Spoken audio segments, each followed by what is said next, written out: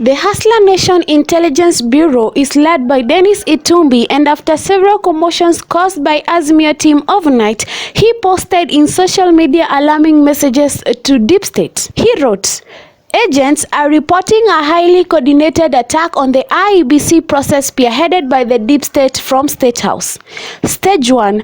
Azimio and Uhuru plan, that is Deep State, to subvert the will of the people and take over the presidential tallying center at Bomas of Kenya.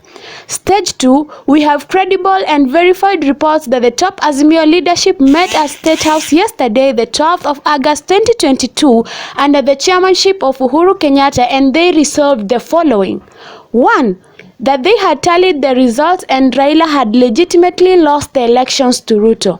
Number 2, they unanimously agreed that they will not accept this and will do various things to take control of the situation and have Raila declared the winner at any cost. Number 3, they decided to convene an inaugural meeting of successful candidates of Azimio. The main agenda was to hype up their supporters and politicians into believing that they had won the elections and to get them all charged up to dispute the results being relayed by IEBC. The politicians would return to their bases and begin winding up their supporters. Number 4, they would work with friendly Kenyan media houses like The Citizen, Standard Group, and MediaMax K24 to run a false narrative about the Azimio victory to try and whip up public sentiment.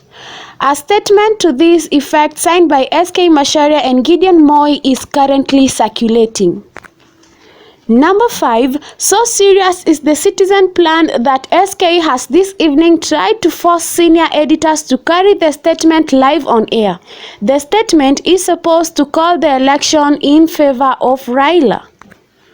After being pushed to the corner at 8 p.m., the Citizen on-air gallery staff showed SK a screenshot with graphics and he believed that it was live. However, the screenshot was not on air. Number 7, even the Azimio-leaning journalist said that the statement was unprofessional and bad for country and literally ran out of studio tonight. HNIB demanded a secret affidavit be signed to verify the reports. An editor and a journalist on duty at Citizen Tonight have since signed the affidavit detailing the dramatic demand by SK Macharia, who allegedly appeared in studio tonight clad in pajamas. Part 2 of the plan is to stage some false arrest alleging that the DCI has found and arrested some UDA hackers, and that in order to safeguard the election results, they would be taking over Bomas of Kenya and sealing it from everyone. This part, it was agreed, will be overseen by one of the 2 DIG of police, who is also a known close associate of Junet Mohammed. Once that is done, HNIB agents established that they shall remove all media and party agents and begin to intimidate all the IEBC commissioners and staff so that they can force the National Returning Officer Chebukati to declare Raila the winner. They are prepared to use threats to the lives of the IEBC staff and to alter the records.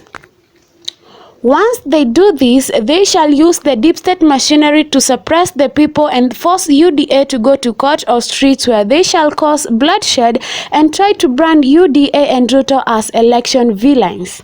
The deep state group also agreed that they will use their influence over the CJ and some of the friendly judges in the Supreme Court to arrive to a decision in favor of Raila. The Azimio team are in agreement that Ruto and the Kenya Kwanza team are the rightful winners, but as they have the support of Uhuru, who is also the Azimio chair, and the state machinery, they will block Ruto from being declared the winner. State House players in the meeting said that he wouldn't hand over power and would allow the use of state apparatus to be used. Uhuru, however, told the meeting to be careful that he was not held back to the ICC. HNIB reminds journalists and police that ICC is a personal issue, and at that point the mass plan of attack being planned at this stage will not help them. They will be alone against the International Criminal Court. End of the post. He, however, ended the post with his usual style, quote unquote, "It is so declassified."